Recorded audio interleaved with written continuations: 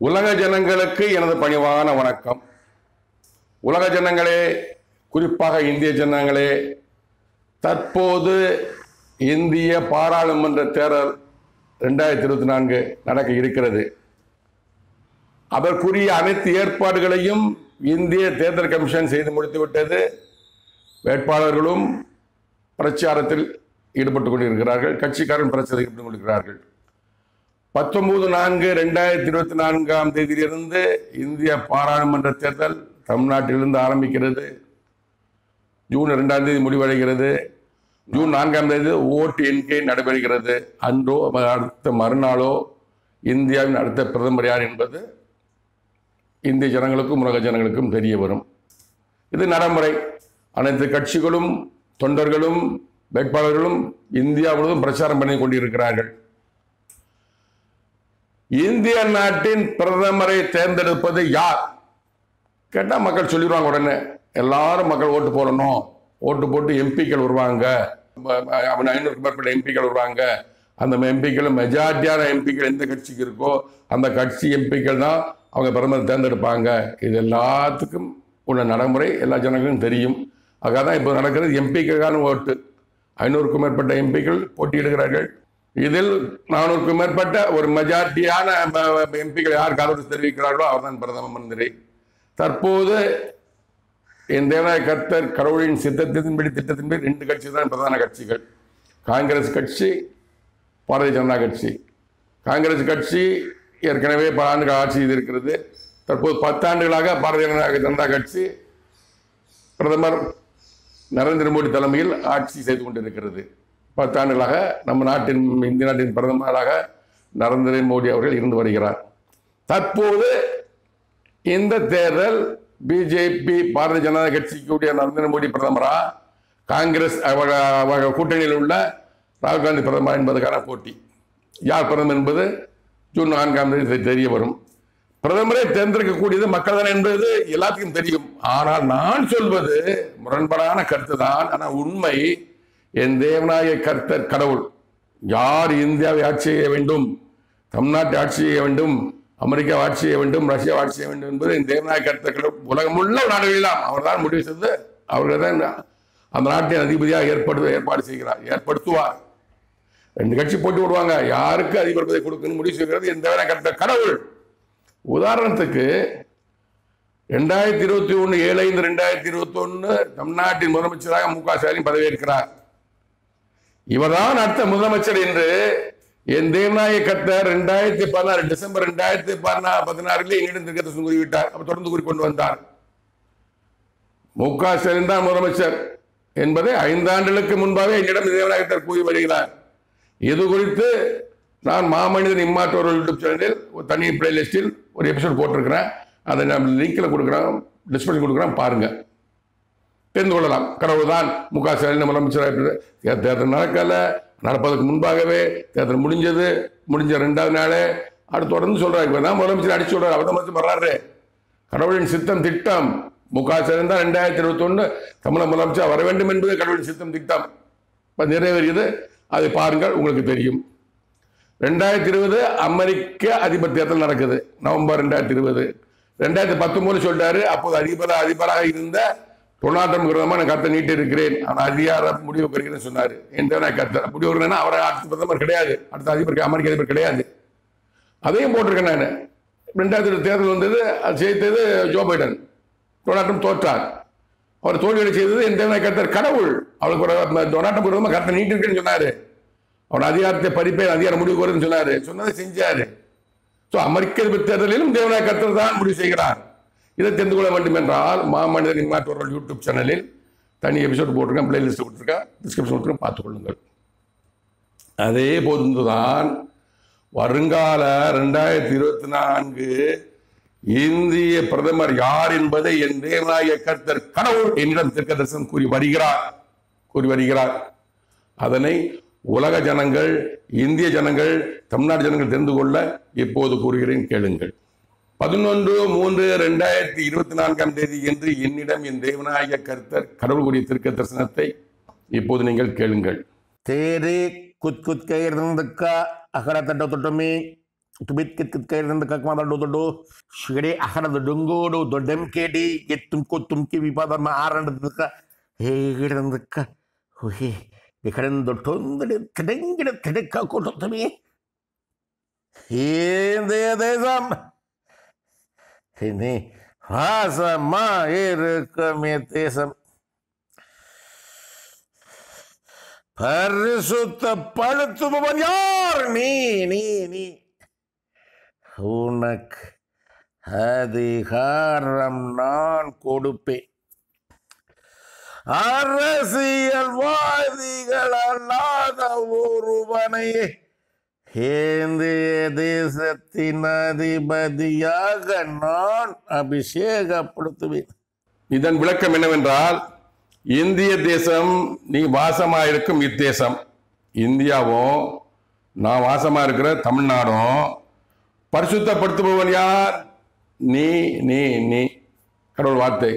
பரிசுத்தப்படுத்துவன்னா பரிசுத்தப்படாமல் இருக்கு, கெட்டு போயிருக்கு. தமிழ்நாடு மிஞ்சாம் கெட்டு போயிருக்கு. கடவுள் வார்த்தை. பரிசுத்தப்படுத்துவன் யாரு? இந்த மாமனிதன். கடவுள் சொல்றாரு, உனக்கு அதிகாரம் நான் கொடுப்பேன். அதிகாரம் கடவுள் எனக்கு கொடுப்பார். அரசியல்வாதிகள் அல்லாத ஒருவனையே இந்திய தேசத்தின் அதிபதியாக நான் அபிஷேகப்படுத்துவேன். நரேந்திர மோடியும் கிடையாது, ராகுல் காந்தியும் கிடையாது, இவர் யாரும் கிடையாது. அரசியலில் இல்லாத ஒருவரையே 2024 பிரதமராக என் தேவனாய கர்த்தர் கடவுள் அபிஷேகப்படுத்துவார் என்று அவர் சொல்லுகிறார். 12/3/2024 என்று என்னிடம் என் தேவனாய கர்த்தர் கடவுளுடைய தீர்க்க தரிசனத்தை இப்போது நீங்கள் கேட்கலாம். விதைக்கு குத்கை இருந்துக்க சகடபாடோ கேடை மாதோ திக்கை திக்கை இருந்துக்க உடைக்கி திக்கை இருந்த கட்டக்க கட்டத்து டொங்கொட்டி திட்டிங்கி திட்டிம்மா ரெண்டர தடங்கட துடைங்காத கேடு இருந்துக்க சுகிடி போதோரமே.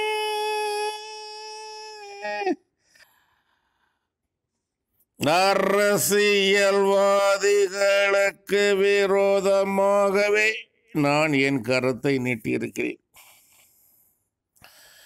அரசியல் லாபம் அடைய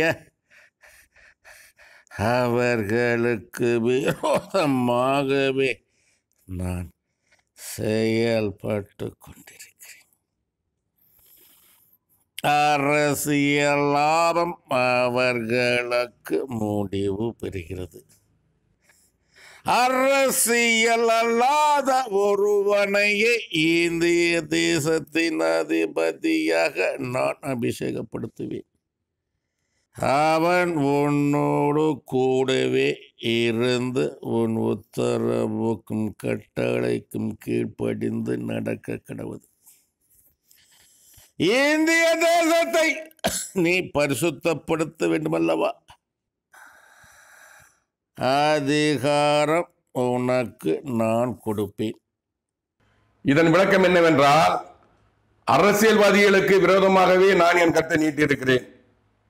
தமிழ்நாட்டிலும் இந்தியாவிலும் உள்ள அனைத்து அரசியல் செய்யக்கூடிய யாராலும் சரி, சின்ன கட்சி பெரிய கட்சி எந்த கட்சியும் கிடையாது, எந்த கட்சியான அரசியல்வாதின்னு ஒருத்தங்க இருந்துட்டாங்கன்னா அவர்களுக்கு கெட்ட நேரம் கெட்ட காலம்.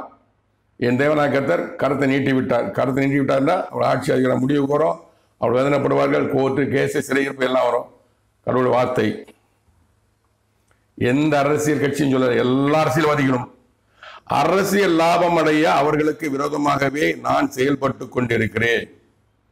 அரசியலுக்கு வர்ற எல்லாமே லாபம் பார்க்கத்தான் வர்றாங்க. பழைய அரசியல்வாதிகள் கிடையாது. தன்னலம் கருதாமல் நாட்டுக்காக உழைத்தார். காமராஜர், கக்கன், ஜீவா, இதை போன்று அண்ணாதுரை, எத்தனையோ பேர் இருக்காங்க. ஆட்சிக்கு வந்தாலும் சரி வரவிட்டும் சரி அரசியல் பண்ணுகிறவர்கள் நீதியாகவும் நேர்மையாகவும் உண்மையும் சத்தியமாக இருந்தாங்க. இப்போ யாருமே இல்லையே. கடவுள் வேதனைப்படுகிறார். அந்த கருத்தை நீட்டுறாரு. அரசியல் லாபம் அடைய வர்றோம் பூரா 1 கோடி செலவழிச்சா 10 கோடி பார்க்கலாம், 20 கோடி செலவழிச்சா 4 கோடி பார்க்கலாம். அந்த லாபத்தில் வராங்க. அரசியல் லாபம் அடைய அரசியல்வாதிகளுக்கு விரோதமாகவே கடவுள் செயல்பட்டு கொண்டே இருக்கிறார். யாரையும் அரசியல் அடைய முடியாது, அரசியலில் லாபம் அடைய முடியாது. நட்டம் தான் இருக்கிற அரசியல் அனைவரும் லாபம் அடையத்தான் பார்க்கிறாங்க. அரசியல் லாபம் அவருக்கு முடிபெறுகிறது. எந்த அரசியல்வாதியும் தியாகத்தோடு வந்து அரசியல் பண்ணலாம். இல்லை எம்எல்ஏன்னா எம்எல்ஏட சம்பளத்தை வாங்கிக்கலாம், வீடு கொடுப்பாங்க, ஃபோனு ஃபெசிலிட்டி கொடுப்பாங்க, வச்சுக்கலாம். அரசியல் லாபம் அவர்களுக்கு முடிவு வருகிறது. அரசியல்வாதிகளுக்கு அரசியல் லாபம் அவர்களுக்கு முடிவு வரப்போகிறது. அரசியல் அல்லாத ஒருவனையே இந்திய தேசத்தின் அதிபதியாக நான் அபிஷேகப்படுத்துவேன். திரும்ப சொல்றாரு, அரசியலில் இல்லாத நரேந்திர மோடியும் பிரதமர் அல்ல, ராகுல் காந்தியும் பிரதமர் அல்ல, யாரும் பிரதமர் அல்ல, அரசியல் அல்லாத ஒருவனையே இந்திய தேசத்தின் அதிபதியாக கடவுள் அபிஷேகப்படுத்துவார். அது யார் என்பது கடவுளுக்கு தெரியும். அவன், அந்த பிரதமர், உன்னோடு கூடவே இருந்து உன் உத்தரவுக்கும் கட்டளைக்கும் கீழ்ப்படிந்து நடக்கிறது. இந்திய பிரதமர் வரக்கூடியவர் இந்த மாமனிதனோடு கூடவே இருந்து இந்த மாமனிதனுக்கு உத்தரவுக்கும் கட்டளைக்கும் கீழ்ப்படிந்து நடக்க கடவுள் சொல்லுகிறார், நான் சொல்லல. அப்போ பிரதமர் மந்திரிக்கு கொடுக்கப்பட்ட அதிகாரத்தை விட எவ்வளவு பெரிய அதிகாரம் என் தேவனாய் கர்த்தர் எனக்கு கொடுக்க இருக்கிறார் என்பதை தெரிந்து கொள்ளுங்கள். அதுதான் நான் சொல்றேன். நான் என்னென்ன, நான் சாதாரண மனுஷன் தான், எனக்கு அதிகாரம் கொடுக்க போகிறார். என்ன அதிகாரம் என்பதை உலகத்தில் தெரிந்து கொள்வார்கள். ஆனால் கடவுளுக்கு தெரியும்.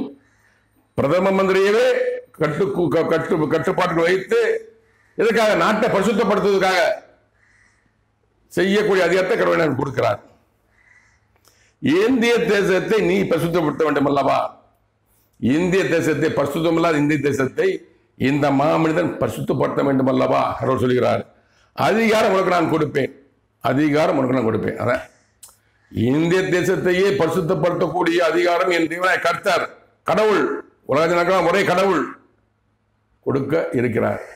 அதனால சொல்றாரு, இந்திய பிரதமர் அரசியல் அல்லாத ஒருவர் வந்து அவரும் இந்த மாமனிதனும் சேர்ந்து இந்திய தேசத்தை பரிசுத்தப்படுத்த வேண்டும். கடவுளின் சித்தம், திட்டம் பார்த்துக் கொண்டு இருக்கிறார். இந்திய தேசம் கெட்டு போயிருக்கிறது எப்படி எனக்கு தெரியாது, எனக்கு தெரியாது. அரசியல்வாதி அல்ல, ஊடக நெறியாளர் அல்ல, பத்திரிகையாளர் அல்ல, எனக்கு எதுவும் தெரியாது.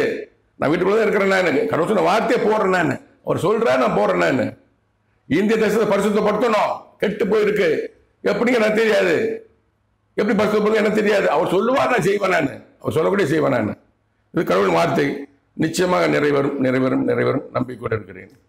18/3/2024 என்று என்னிடம் என் தேவனாய கர்த்தர் கடவுளுடைய திருக்கதரிசனத்தை இப்போது நீங்கள் கேளுங்கள்.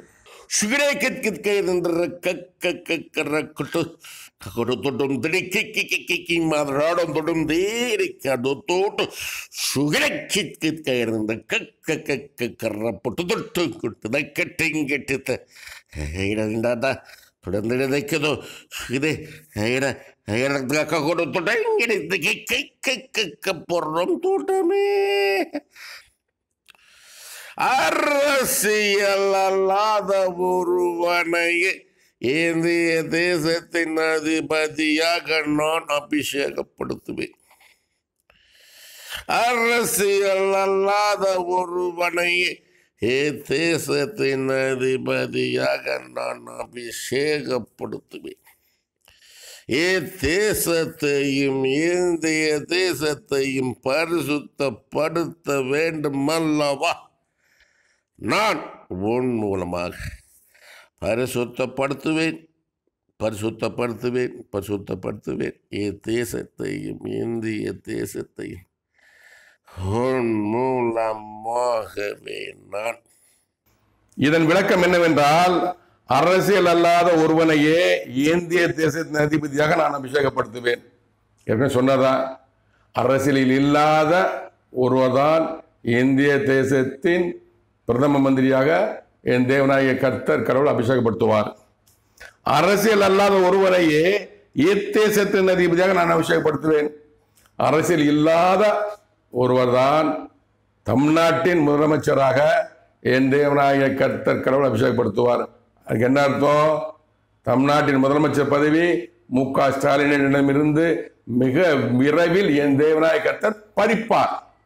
ஏற்கனவே போட்டிருக்கேன், மு.க. ஸ்டாலின் முதலமைச்சர் பதவி முடிவு பெறுகிறது என்று ஏற்கனவே தனியா மாமனிதன் இம்மாற்றூர் யூடியூப் சேனலில் போட்டிருக்கிறேன்.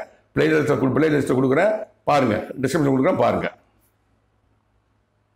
இத்தேசத்தையும் இந்திய தேசத்தையும் பரிசுத்தப்படுத்த வேண்டும் அல்லவா நான் உன் மூலமாக. கடவுள் வார்த்தை, என் வார்த்தை கிடையாது. தமிழ்நாடு கெட்டு போயிருக்கு, இந்தியாவும் கெட்டு போயிருக்கு. இதை பரிசுத்தப்படுத்தணும் கடவுள். யார் மூலமாக? இந்த மாமனிதன் மூலமாக. நான் சொன்ன வார்த்தை எல்லாம் கடவுளின் வார்த்தை எப்படி நிறைவேற்றப் போகிறார் என்பது கடவுளுக்கு தான் தெரியும், உலகத்தில் யாருக்கும் தெரியாது. பரிசுத்தப்படுத்துவேன் பரிசுத்தப்படுத்துவேன் பரிசுத்தப்படுத்துவேன், இத்தேசத்தையும் இந்திய தேசத்தையும் உன் மூலமாக நான் பரிசுத்தப்படுத்துவேன் பரிசுத்தப்படுத்துவேன் பரிசுத்தப்படுத்துவேன், தமிழ்நாட்டையும் இந்தியாவையும் இந்த மாமனிதன் மூலமாக கடவுள். இது கடவுளின் வார்த்தை, இது கடவுளின் வார்த்தை, என் வார்த்தை அல்ல.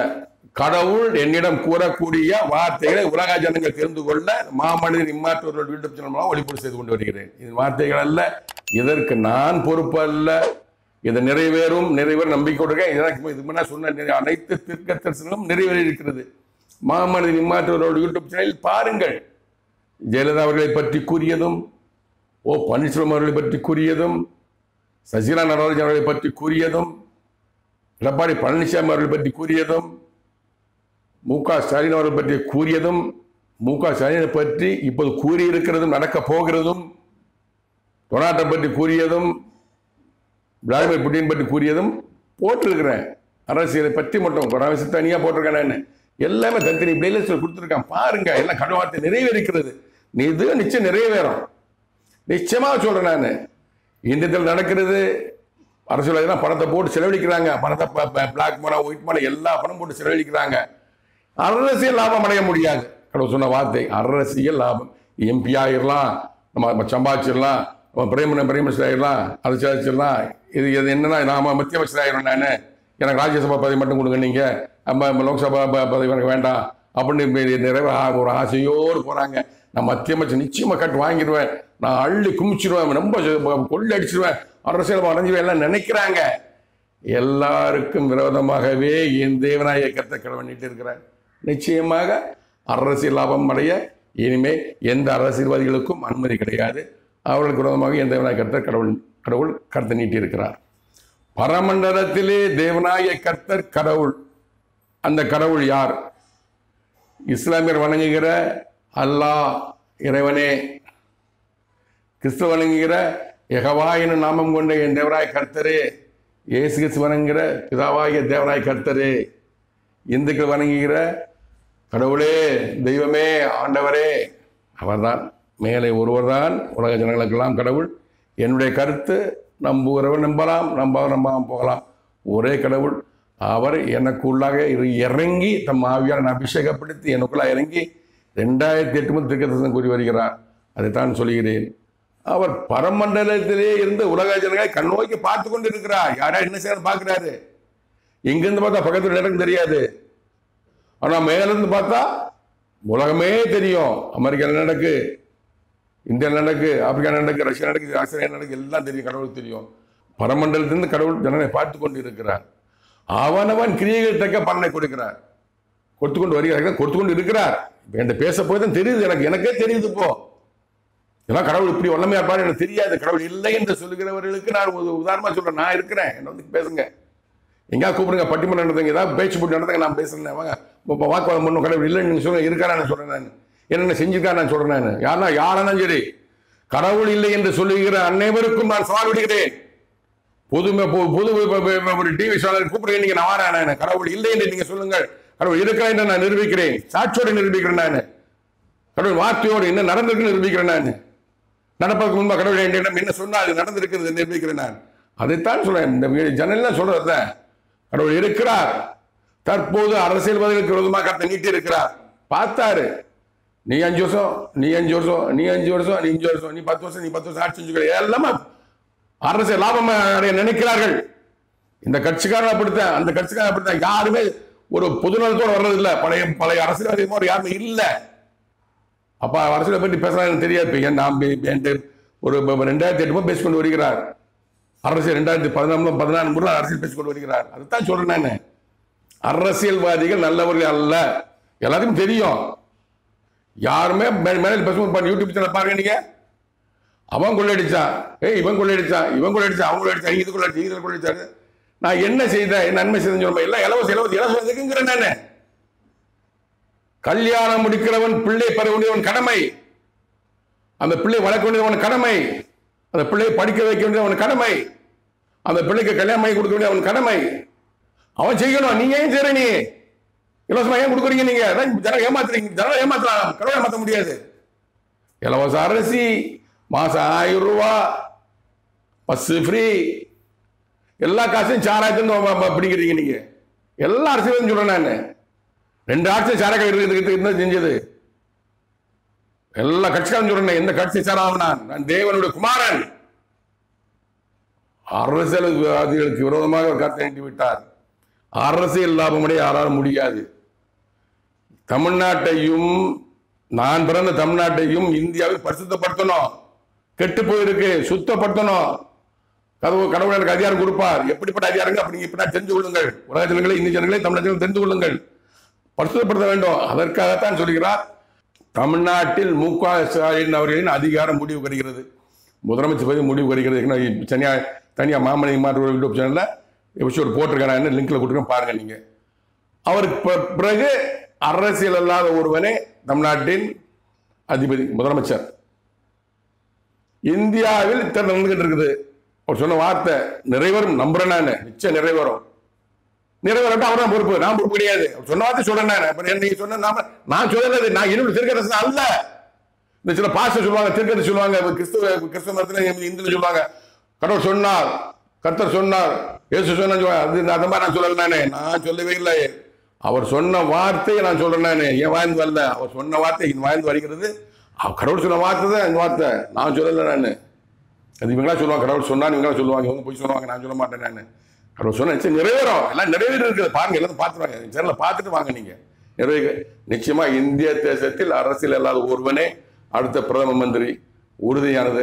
அரசியல் லாபம் அடைய அரசியல்வாதிகளுக்கு அனுமதி இல்லை, இல்லை, இல்லை. நன்றி, வணக்கம். மீண்டும் சந்திப்போம்.